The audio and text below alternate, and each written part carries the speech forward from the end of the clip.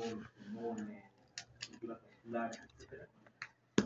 El retroperitoneo también es un espacio. Es un espacio que está limitado arriba por el diafragma, abajo por los huesos pélvicos, los músculos que están por dentro de los huesos pélvicos que vienen a formar el diafragma pélvico. En su límite lateral tenemos a la pared anterolateral del abdomen que lo conforma de fuera hacia adentro, oblicuo externo, oblicuo interno y transverso. Y en la parte posterior, en la parte dorsal, tenemos como límite a los músculos del dorso, cuadrado lumbar, dorsal ancho, etc. Incluido el psoas iliaco. Ahora, como límite anterior, va a entrar a tallar el peritoneo, esta hoja de mesotelio. El peritoneo va a dividir la cavidad abdominal en dos mitades. Una mitad anterior, que es la cavidad peritoneal, y la mitad posterior, que es el retroperitoneo.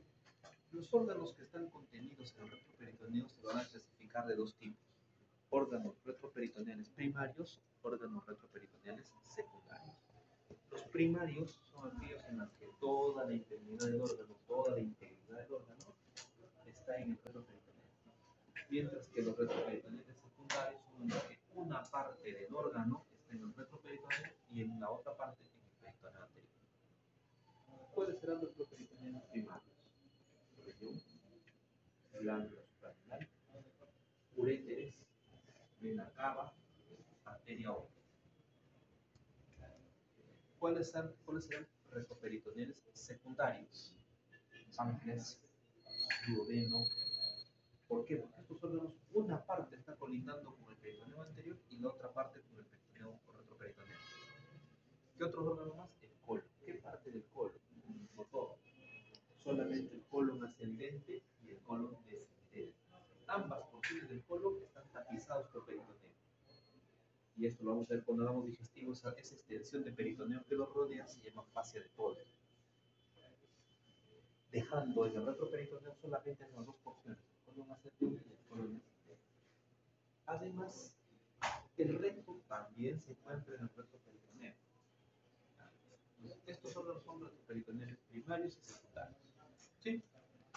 Ahora, el retroperitoneo, si nosotros colocamos esta frente en el cúbito dorsal y le hacemos cortes transversales, vamos a poder encontrar una división del retroperitoneo en la cual vamos a tener el segmento pararrenal anterior, el segmento perirrenal y el pararrenal posterior.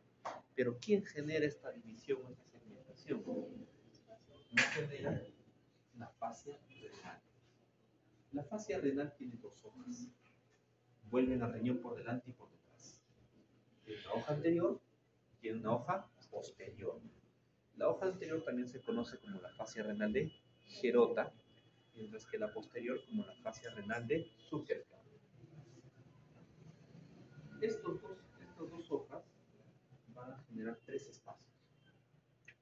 En el espacio pararrenal anterior, que está entre la fascia de Gerota y el peritoneo posterior, ¿qué encontramos? Páncreas, duodeno, colon ascendente. Luego, en el espacio perirrenal, lo que está contenido en estas bolsas, vamos a encontrar el riñón, vamos a encontrar la glándula suprarrenal, vamos a encontrar la pelvis renal, vamos a encontrar el uréter. Luego, en el espacio pararrenal posterior, que está entre la fascia de Zuckerkamp y la parte muscular, solamente vamos a encontrar tejido adiposo, grasa. Pero no es la única división. Hay otra división por zonas, que son los placares que le hacemos un corte coronario. Entonces, ¿qué vamos a tener? Una zona 1, que es la zona 1 medial o centromedial o zona vascular, que es la zona que tiene como límite superior al diafragma, límite inferior el promontorio sacro, como límites laterales el músculo psoas-ilíaco. Entonces, dentro de esto, ¿qué vamos a encontrar? Básicamente estructura vascular: vena cava, arteria aorta, una porción de páncreas, una porción de duodeno. Luego vamos a tener zona 2.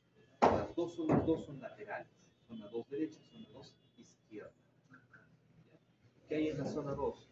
En el lado derecho tenemos el riñón derecho, glándula suprarrenal derecha, uréter derecho y al colon ascendente. Al lado izquierdo tenemos riñón izquierdo, uréter izquierdo, colon descendente. Cuidado con el verdadero falso. Zona 2 derecha, colon descendente. ¿Verdadero o falso? Colon descendente. Tengan cuidado con el juego de palabras. Y pienso en voz alta. Entonces, ¿se entiende la división hasta ahí? Y luego da una zona 3, que es la zona pélvica. La zona 3 pélvica, ¿qué estructuras van a estar en esta zona? Estrictamente los órganos intrapélvicos. ¿Ya? Y lo más importante aquí es que entre sus límites, su límite anterior es el espacio prevesical. Si ustedes tocan esta zona acá, la sínfisis del pubis, el hueso púbico, detrás del hueso púbico hay un espacio de grasa. Y detrás de esa grasa está la vejiga. Ese espacio de grasa, que además hay estructuras vasculares, hay un preso arterial ahí, es el espacio prevesical anterior, o también conocido como espacio de Retzius.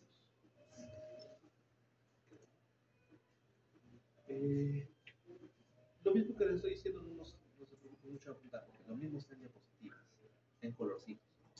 También está ahí. Estoy tratando de hacer el resumen de lo más importante. No sé. Ya. Luego, cuando nosotros ya vamos entrando a los órganos que comprenden esta área, nos encontramos con el órgano, uno de los órganos principales, que es el riñón. Los riñones funcionalmente tienen un sinfín de funciones, sobre todo lo que es el equilibrio homeostático, el equilibrio del medio interno. Fisiología ya había visto todo lo que es los hidrogenioles, el bicarbonato, etc. Y esto ya se contrarresta o se engrana con lo que les han enseñado en fisiología respiratoria. Y es así que ya se mantiene el medio interno, lo que es la pH-metría, la basimetría. Ahí ya pueden, ya cuando entiendes eso, ya pueden leer por lo menos el 50% de nada que no puedes leer, que no puedes interpretar. Dentro de otras funciones, también tiene la de la producción de la eritropoyetina, ¿no? La mácula densa. ¿No? ¿Para qué servirá la eritropoyetina? Estimula la médula ósea del hueso, la médula roja, para la producción de eritrocitos. Es por eso que los pacientes nefrópatas crónicos, con insuficiencia renal crónica, conviven con anemia. Ellos viven con anemia crónica. Si ustedes alguna vez ven un paciente con insuficiencia renal crónica y anemia, que su médico le está dando hierro, cambien de médico. Salgan corriendo de ahí. Histéricos. Tienen su manera roja. ¿Por qué? Porque no es una anemia por falta de hierro. Es una anemia porque no hay estímulo sobre la médula para producir glóbulos rojos. Entonces, así le des 1 kilo de hierro diario, no va a aumentar la hemoglobina. Ahí lo que les dan, van a ver cuando ustedes arroz de nefro, por ejemplo, en las clínicas, los nefrólogos usan bastante la eritropoyetina en apoyo. Colocan cada cierto tiempo eritropoyetina al paciente precisamente para suplementar lo que él no está produciendo. ¿Con qué otra hormona tiene que ver? Con el calcitriol. El calcitriol. Entonces, tiene un sinfín de funciones, aparte de la infiltración, etcétera, etcétera. Pero el riñón como órgano va también a existir diferencias entre el riñón del lado derecho y el lado izquierdo, sobre todo en su posición. ¿Cuál está más alto, el derecho o el izquierdo? El izquierdo. El derecho está más abajo con la presencia del hígado, lo desplaza. Medio cuerpo vertebral lo desplaza. Así lo he entendido. Medio cuerpo vertebral es la distancia que lo desplaza. 2. ¿Estarán los riñones como en la noticia derechitos en esa posición? No. Los polos superiores están ligeramente inclinados hacia el eje medial, hacia el final medial, y ligeramente hacia adelante. Es por eso que ambos polos superiores están más cerca que los polos inferiores, están más separados. 2.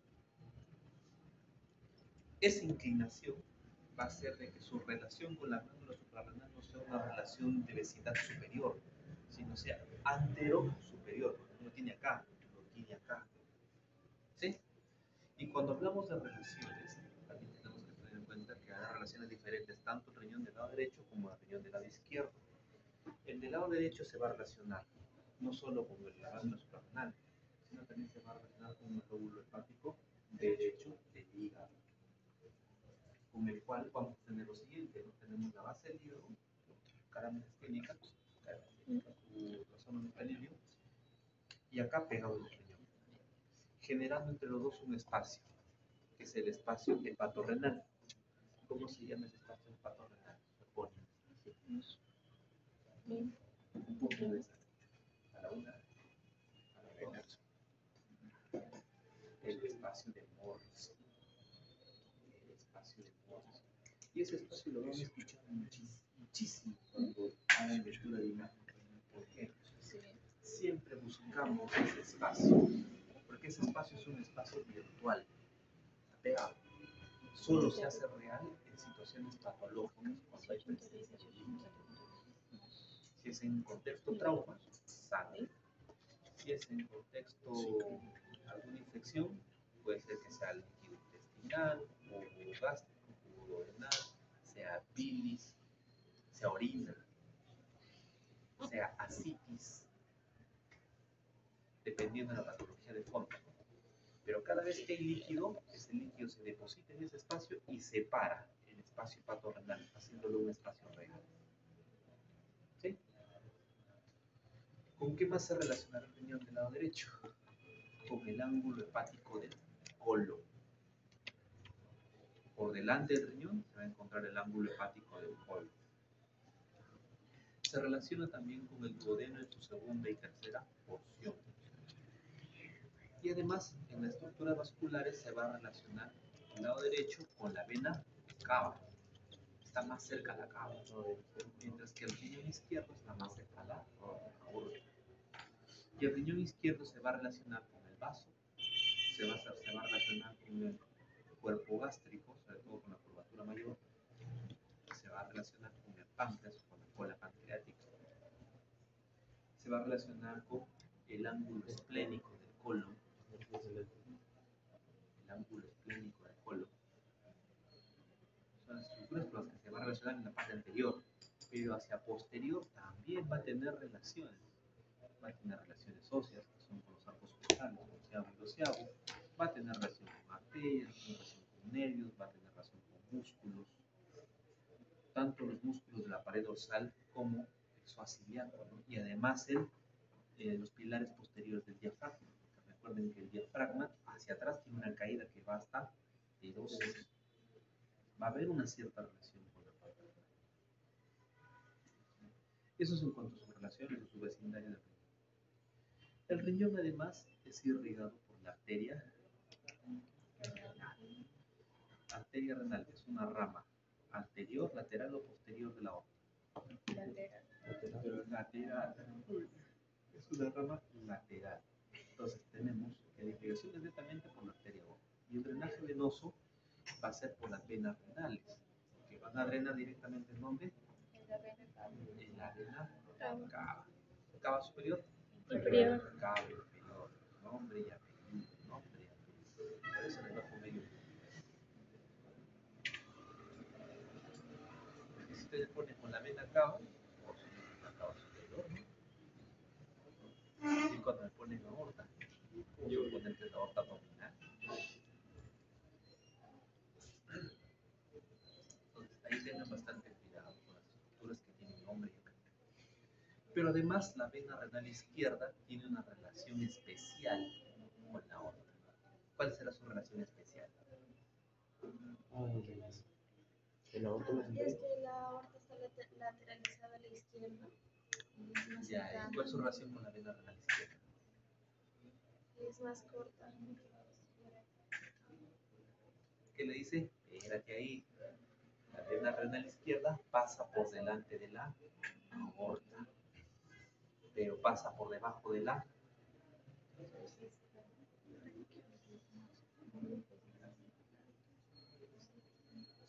Sí, está bien. No. Primero dijiste mesentérica superior. La mesentérica superior. ¿Se recuerdan de la pinza aortomesentérica? ¿Sí? La pinza aortomesentérica. La vena renal izquierda pasa por ahí. Es una relación especial. ¿Ya? Cuando hablamos del drenaje linfático del riñón, cuando hablamos del drenaje linfático, tenemos que tener en cuenta lo siguiente. Los ganglios linfáticos toman el nombre del vaso que acompaña. Entonces, aquí vamos a tener los que están acompañando la cava, venas paracavales anteriores, posteriores. Los que están entre la cava y la aorta, interaortocava. Y los que están alrededor de la aorta, paraórticos. ¿Sí? Hasta ahí nos estamos siguiendo. El riñón derecho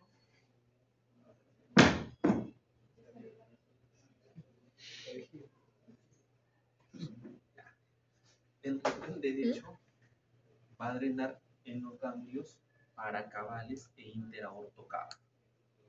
¿Sí? Y esos luego van a drenar en el tronco lumbar derecho. Ahora en el izquierdo. El riñón izquierdo va a drenar en los paraórticos. Y los paraórticos van a drenar en el tronco lumbar izquierdo. Tronco lumbar derecho, tronco lumbar izquierdo.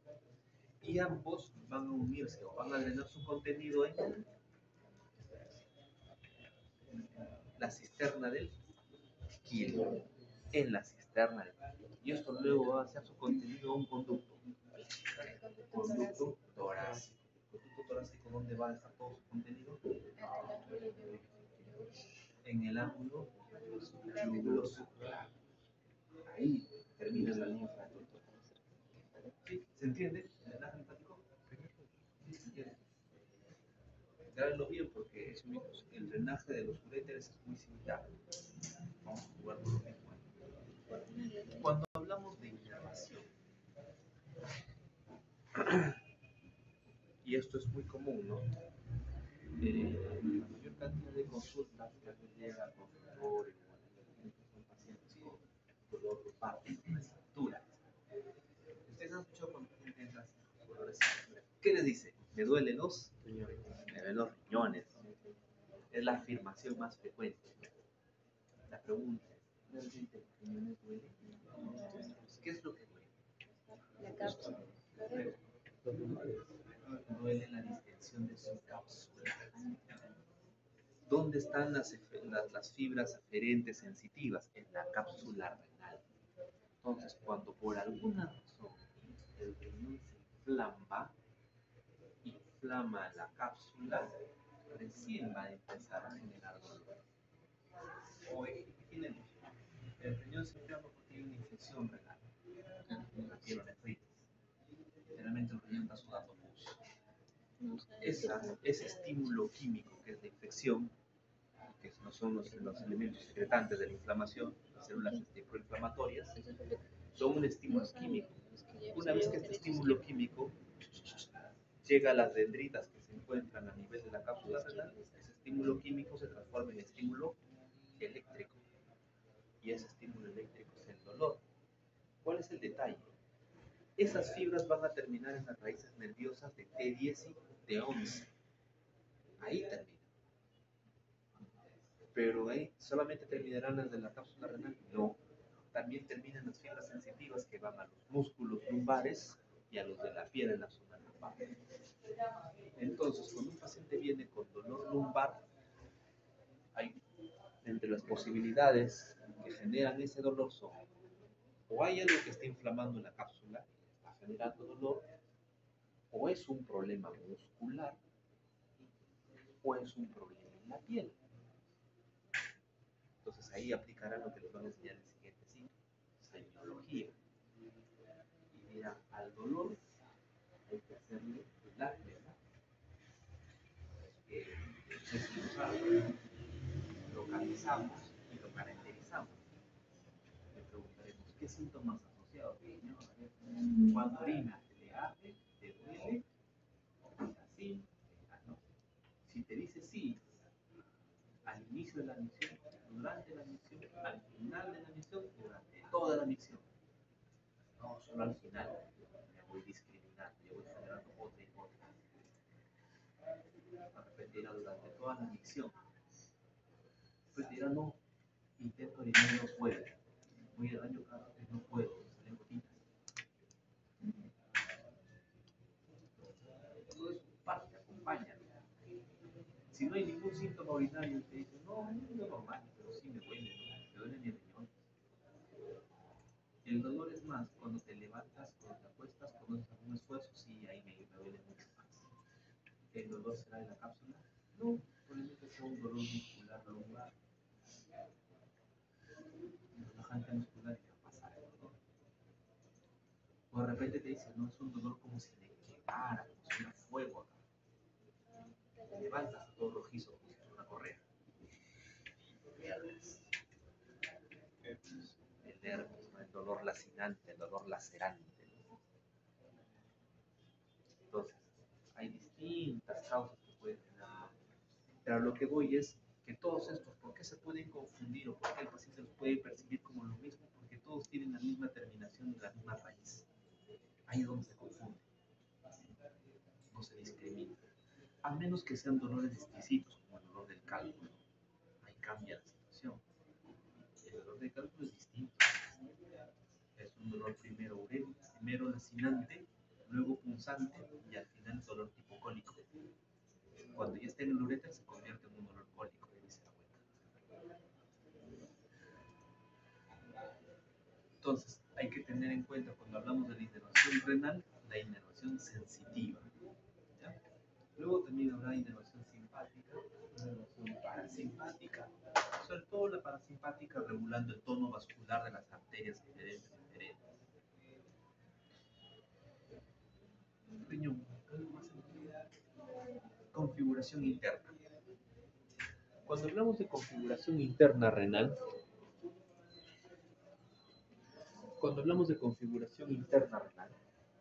decimos que el riñón tiene dos porciones.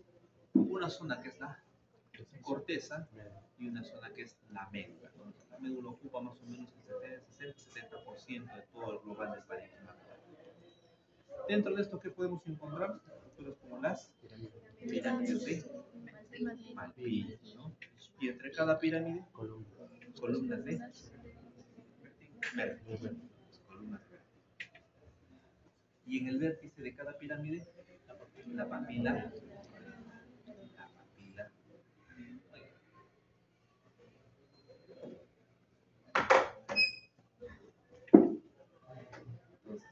Entonces miren, pirámide, columna, papila, y alrededor de las papilas, ¿qué vamos a encontrar? De 13 a 14 estructuras. Cálices mayores. Y de 3 a 4 cálices mayores. Los cálices menores normalmente están rodeando la papila renal. Y luego estas bolsitas vienen a ser ya estructuras o elaboraciones de lo que vienen a ser los cálices mayores. Y los cálices mayores drenan su contenido ¿dónde? En la pelvis renal. La pelvis renal tiene una capacidad, tranquilos, no se den cariño. Entiendo que es el día del hombre.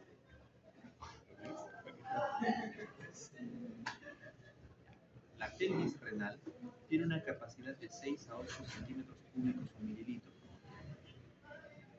¿Qué quiere decir? La orina se fabrica en forma de microgotas, pasa por los cálices menores, cálices mayores, llega a la pelvis renal y una vez que alcanza ese volumen de 6 a 8 centímetros cúbicos por rebosamiento, pasa al uréter. Donde finalmente esto va a terminar en la vejiga para luego ser expulsado.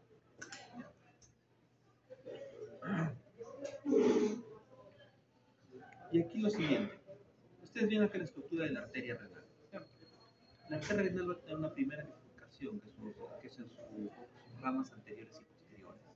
Y luego de esto se va a bifurcar en sus 5 segmentarias. Estas 5 segmentarias van a dividir el riñón en segmentos. ¿Cuáles son esas segmentarias?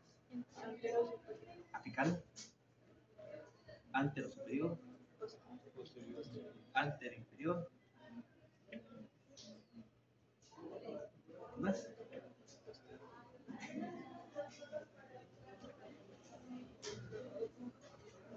Posterior e inferior. Entonces, 5 segmentarios. Estas 5 segmentarias a su vez se van a dividir en interlobulares. Estas interlobulares, su característica es viajan a través de las columnas de Bertini. Viajan a través de las columnas de Bertini, rodean la pirámide de Malpighi y cuando están en la zona de la base de la pirámide va a formar las arqueadas o arcuatas. Por ahí en alguna arquitectura por ahí leía Sifolta en coreano. Entonces, ahí va la irrigación. El drenaje venoso renal, más fácil. ¿Por qué? Porque alrededor del riñón hay todo un plexo venoso, el plexo venoso renal. Y el plexo venoso renal va a drenar en la vena renal o en la vena suprarrenal. Y esto al final termina en la cava periférica. Entonces hemos visto el drenaje linfático, hemos visto irrigación, hemos visto el drenaje venoso, hemos visto la inervación.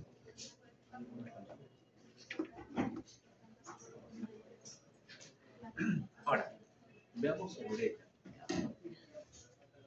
El uréter es otro órgano, son otros dos órganos retroperitoneales que tienen una longitud de 30 más menos 5, que quiere decir de 25 a 35 centímetros de longitud.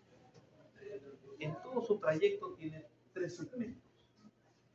Un segmento abdominal o lumbar, en la literatura, abdominal, lo llaman lumbar, hasta la bifurcación de las ilíacas.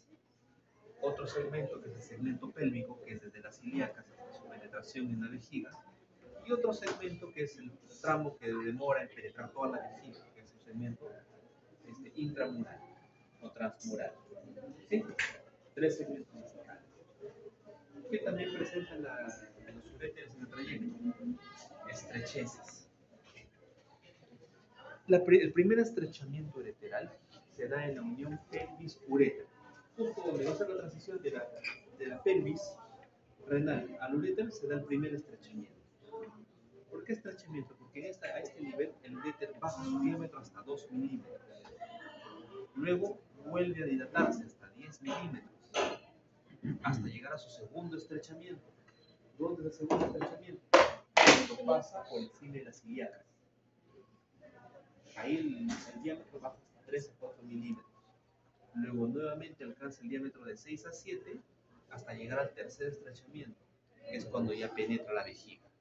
Ahí el estrechamiento también nuevamente lo baja hasta 3 a 4 milímetros de diámetro. ¿Por qué es importante las estrecheces? Porque cuando un paciente tiene cálculos renales, a veces pasa, ¿no? Viene con dolor. El neurólogo agarra, le saca un cóctel de analgésicos,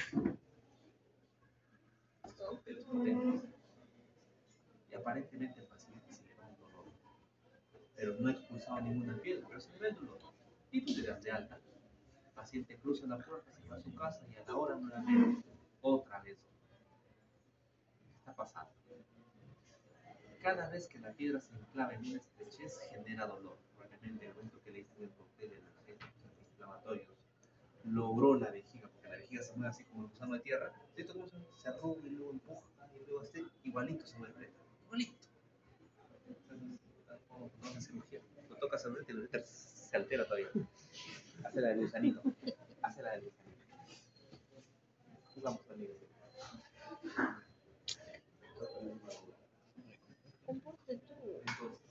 Entonces, cuando hace este movimiento de rotación, trata de empujar el cuerpo que está obstruyendo su luz. Esa lucha genera dolor cólico. Entonces, superó una estrechez, llegó al diámetro de 10 milímetros, probablemente un cálculo de 3 o 5 milímetros, va a bailar ahí, va a pasar con facilidad, hasta que llega a la segunda estrechez y vuelve nuevamente el dolor. Hasta que nuevamente supere esa estrechez, calme y venga el tercer dolor. Es el dolor de los 3 tiempos. Por eso es que ahora, normalmente, cuando los ven los urólogos, le dan analgésicos, laboratorios y no le dan de alta a pesar de que le calmen el dolor hasta que no se haga una urotomografía, para ver exactamente dónde está la piedra. O hasta que el paciente diga orine ni piedrita. Orinan como arenilla, como piedritas chiquitas, como cristales.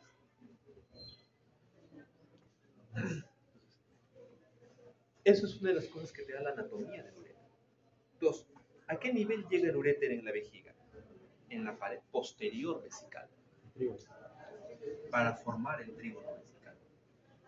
Y eso vamos a ver cuando hagamos vejiga, vamos a ver cómo se conforma el trígono vesical. Entonces llegan en la pared posterior de la vejiga. ¿Ya? En su trayecto, el uréter es uno de los órganos más irrigados, pero no tiene una sola arteria que lo irriga. Tiene un conjunto de ramas, que son todas las ramas ureterales. ¿De dónde? En el segmento abdominal, ramas ureterales de la arteria renal, de la aorta, de la guanaral, mientras que en el segmento pélvico son ramas ureterales de las ilíacas, de la rectal media, de la vesical, de la uterina, de la vaginal, en el caso de las mujeres. Entonces, el cuerpo ha sido tan sabio que se ha asegurado de que en todo el trayecto no le falte irrigación a la vejiga. En cuanto al drenaje linfático, ¿recuerdan lo que habíamos dicho? Riñón derecho, tronco lumbar. ¿Sí? ¿Se recuerdan? En el uréter es igualito, solo que como el uréter pasa cerca de los vasos ilíacos y ahí también hay ganglios, le sumamos. A lo que ya habíamos aprendido, le sumamos los ganglios ilíacos comunes, ilíacos externos e ilíacos internos. Entonces, yo en el examen les pido, empezando en voz alta, dibuje o esquematice el drenaje linfático del uréter izquierdo. Ya, el uréter izquierdo son los ganglios linfáticos, ilíaco externo, ilíaco interno, ilíaco común, izquierdo. ¿Qué más? Ganglios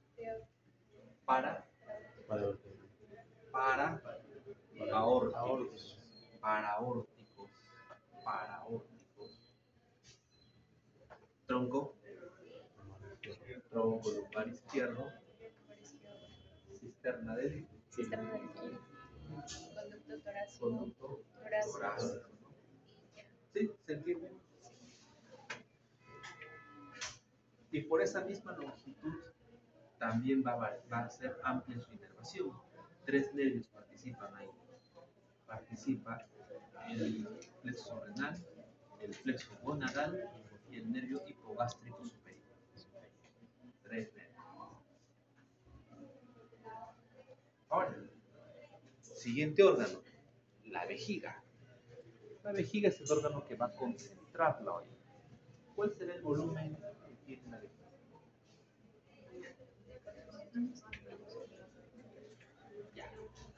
Ya. Aquí va a ser.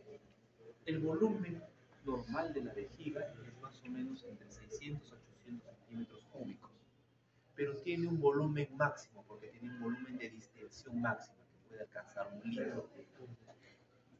¿Ya? Sin embargo, el deseo de micción aparece cuando ya tenemos, ¿cuánto? Eso es fisiología, ya les han dicho, ya fisiología pasa de vejiga.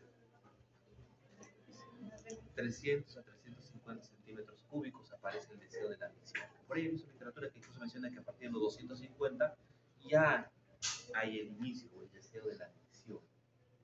¿Ya? Pero la vejiga, si bien es cierto, es un órgano intrapélvico, cuando está dilatada va a tener una porción extrapélvica, que es sobre todo su fondo, su cúpula cística. Sale del estado pélvico y se muestra por encima. Además, tenemos la parte de la cúpula fondo, tenemos el cuerpo y tenemos la zona del fondo donde va a estar el trígono vesical. ¿Y cómo se va a formar el trígono vesical? La llegada de los dos uréteres y la salida a la uretra. Eso va a formar el trígono vesical de Litout o Litout. Trígono vesical de Litout. Y el músculo que va a envolver toda la pared, va a estar en todo el contorno de la vejiga, ¿cómo se llama? el detrusor de la vejiga, ¿no? El destructor de la vejiga. Este músculo es el responsable de la micción. ¿Por qué? Porque es el que se tiene que contraer para expulsarla por estímulo parasimpático. ¿Pero qué pasa acá? Cuando se llena la vejiga de orina y el músculo se distiende, hasta llegar a 1 litro de capacidad, entre las fibras musculares vamos a encontrar vasos, microvasos, vénulas y arteriolas. Cuando a medida que más se distiende, estos vasos literalmente quedan ahorcados, atrapados ahí, aplastados. ¿Qué pasaría si viene diligentemente el médico, el interno, la enfermera o el técnico? Todos aquí saben colocar sondas Foley, le coloca la sonda Foley y se deja que drene. ¿Qué va a pasar con la vejiga? Va a entrar en un proceso de contracción y distensión brusco, violento. ¿Qué va a pasar con esos vasos que están en sus paredes? Se van a romper. Entonces lo que va a producir es que el paciente que está bajando con su sonda y que está calmando el dolor, porque está bajando la retención urinaria, a la media hora su bolsa se pone roja, rojo clarito, escandaloso. Hematuria. Se asusta el paciente, se asusta el familiar, se asusta el interno, se asusta todo. ¿Y ahora qué pasó? Si es varón, lo más común, no le echan la culpa a la próstata. No, seguro su próstata está grande. La próstata. Normalmente es un sangrado que se autolimita. ¿Por qué? Porque lo que está sangrando es toda la pared vesical, ahí no hay nada que cauterizar. Nada lo controla. Toda la pared suda sangre. Son microgotas que van saliendo con sangre. Ahí normalmente el urólogo lo que hace cuando está demorando demasiado, está sangrando demasiado, hace lavado vesical, le mete cloruro frío, la sonda fuerte. ¿Por qué frío? Vasoconstricción es una forma de hacer el vasoconstricción. Con lavado vesical, cloruro frío, o sea, se controla el sangrado. Pero ¿qué es lo que se hace para que esto no te pase? Cada 200 o 300 centímetros cúbicos, clampas la sonda, esperas unos 2 o 3 minutos, clampas, otra vez 200, 300, clampas nuevamente así hasta que termine de evacuar. ¿Para qué? Para lo que estás buscando con eso es una descompresión gradual de la vejiga. ¿Sí? ¿Sí? Además, la vejiga va a tener sus caras. Va a tener una cara superior, va a tener dos caras inferolaterales y una inferoposterior. Va a tener además 3 conductos. Va a tener 2 uréteres, una uretra y un urapo. ¿Qué es el urapo? En la embriología se ha dicho. Es un esbozo embriológico, ¿no? Es un residuo embriológico que nos quedó aquí. Entonces, tiene esos 3 conductos. ¿Qué más se vejiga?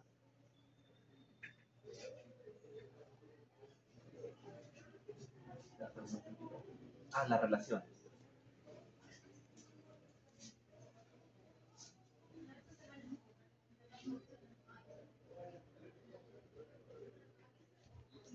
En el caso del varón y la mujer,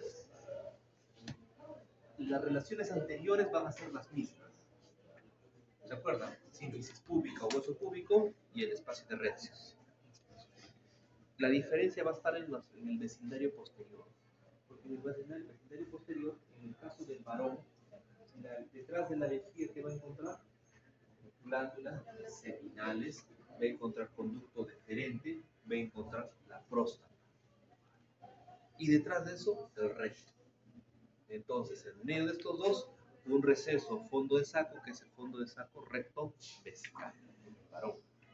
En la mujer, corre distinto. Detrás de la vejiga tenemos la pared vaginal anterior, el cervix y parte del cuerpo uterino, sobre todo si el útero es anteverso flexo.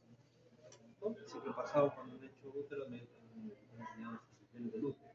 Anteverso flexo y retroverso flexo. ¿Cuál es más común? Anteverso flexo, la posición más común. Entonces, detrás de esto recién viene el recto. Entonces la mujer tiene dos fondos de saco, un recto uterino y un vésico uterino. Hay dos fondos de saco.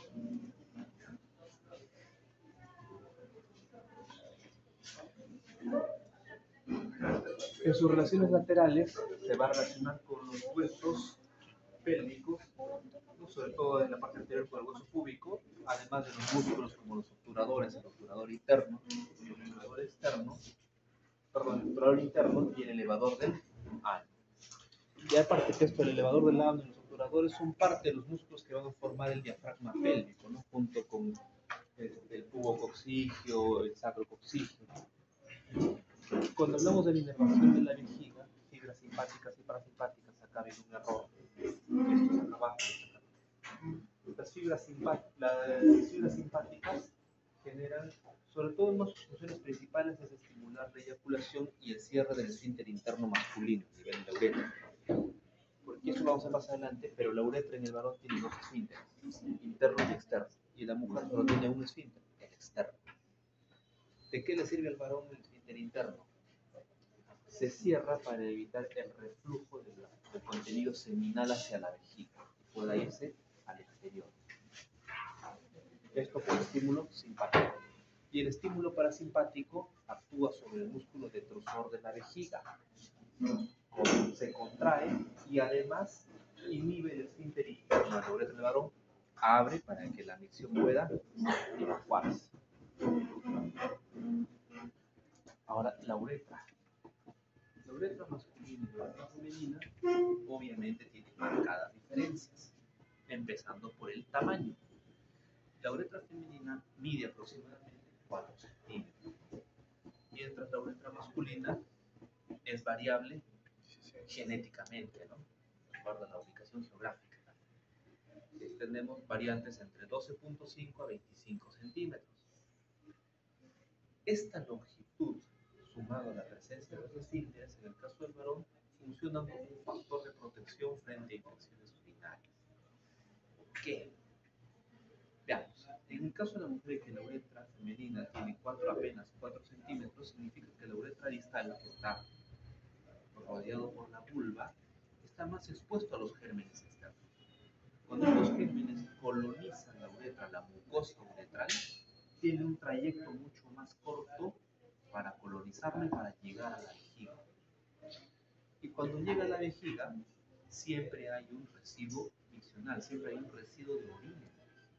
Entonces esto se convierte en la piscina de las bacterias. Ahí se reproducen rapidito. Colonizan la mucosa vesical, contaminan lo que vienen, o sea, toman lo que vienen a ser los uréteres, colonizan los uréteres y llegan hasta el riñón. Es por eso que la mujer, durante toda su vida, está más expuesta a las infecciones urinarias, que van a ir desde leves, moderadas o severas. Durante toda su vida, por lo menos, la teoría te dice que entre 8 a 10 episodios de infecciones urinarias durante toda su vida. Algunos más, algunos menos, pero es el promedio. Ya los factores alrededor son múltiples, ¿no? Que van desde higiene, tipo de ropa, conducta sexual, etcétera, etcétera, etcétera, etcétera, etcétera. A diferencia del varón.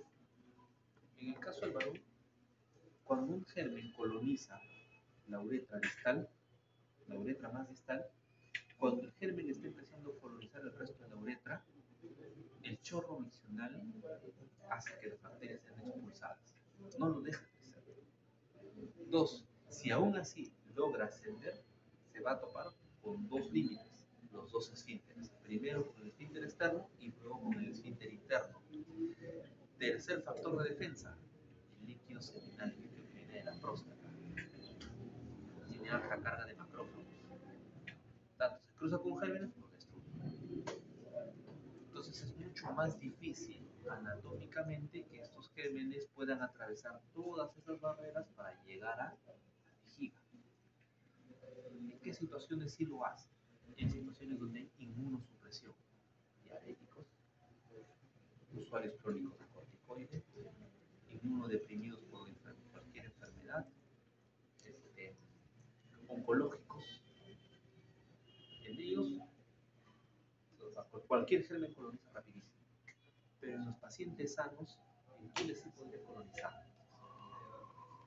Sobre todo los que están a enterobacterias. Las enterobacterias son las que tienen más rápido crecimiento, muy rápido.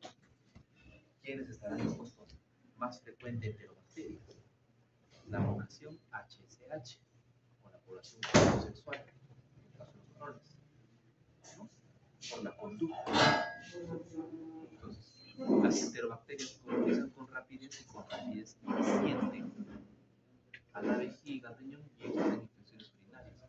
Ojo, cuando el varón hace infección urinaria, no entra en la categoría de infección urinaria leve, enfrente entra en categoría de infección urinaria complicada. Porque para que lo haya colonizado hasta arriba, tiene que ser un germen agresivo. No es cualquier germen, tiene que ser agresivo. Entonces, ahí ven cómo influye mucho el tema anatómico, ¿no? Ahora, la misma longitud de la uretra hace que la uretra se divide en 4 segmentos. En el caso del varón, un segmento preprostático, un segmento prostático, un segmento membranoso y un segmento peniano esponjoso. 4 segmentos. ¿Sí? Acá, segmento preprostático, segmento prostático, segmento membranoso, segmento peniano esponjoso. Relación con los esfínteres. El preprostático se relaciona con el esfínter interno, el membranoso con el esfínter externo. ¿Sí? ¿Se entiende? En cuanto al esfínter uretral externo en el varón y en la mujer, se forma o va a estar formado por un complejo muscular. En el caso del varón, 3 músculos. La capa circular de músculo liso, que envuelve la uretra proximal membranosa, el músculo profundo del transverso perine y el músculo compresor de la uretra. En el caso de la mujer, tiene el músculo compresor de la uretra, tiene la capa circular del músculo liso que envuelve la uretra y el esfínter uretrovaginal. ¿Sí? Son 3 componentes musculares para cada tipo de esfínter. Cuando hablamos de la irrigación de la uretra masculina, básicamente dependiente de las arterias, de la arteria vesical inferior y de la rectal media. Y cuando hablamos de drenaje venoso, la vena dorsal del pene y las venas pudentas. Cuando hablamos de la inervación, va a haber marcadas diferencias entre el varón y la mujer. Lo siguiente se va a diferenciar. En el caso del varón, la inervación viene del plexo vesical, su prolongación que viene a ser el plexo prostático y como ayuda externa el nervio pudendo. ¿Sí? En el caso de la mujer, plexo vesical y nervio pudendo. Obviamente no hay plexo prostático, a menos que haya habido una mano ajena. Entonces, ahí lo importante es qué raíces conforman al nervio pudendo, qué raíces sacras, de S2 a S4. Les doy un caso de la vida de un paciente de accidente de tránsito, había atropellado a un carro en calidad de peatón, el carro le generó un trauma pélvico. Literalmente la pelvis del lado izquierdo se la volvió. En medio de todos esos traumas, en medio de todas las lesiones, también había una lesión en el sacro. Lo que era llamativo es que el paciente movilizaba miembros inferiores y había sensibilidad conservada en miembros inferiores, pero no controlaba la micción. Nos dimos cuenta cuando empezó a chorrear el la canilla. Hasta eso no lo habíamos valorado. ¿Por qué lo hacía la canilla? Se había derramado y era que no controlaba la micción del paciente. Entonces probablemente parte de ese trazo de fractura haya seccionado ramas del nervio pudendo. Ha sido tan selectivo que se ha ido justo al nervio pudendo. Porque el miembro inferior lo moviliza. Y ese es nivel sensitivo, ya hay un nivel sensitivo. Y es porque también al nervio inferior participan, ¿no?, raíces lumbares. El resto de las raíces están conservadas, solamente está afectado el plexo sacro. ¿Ya? ¿Hasta ahí? ¿Preguntas? No, ninguna. Vamos.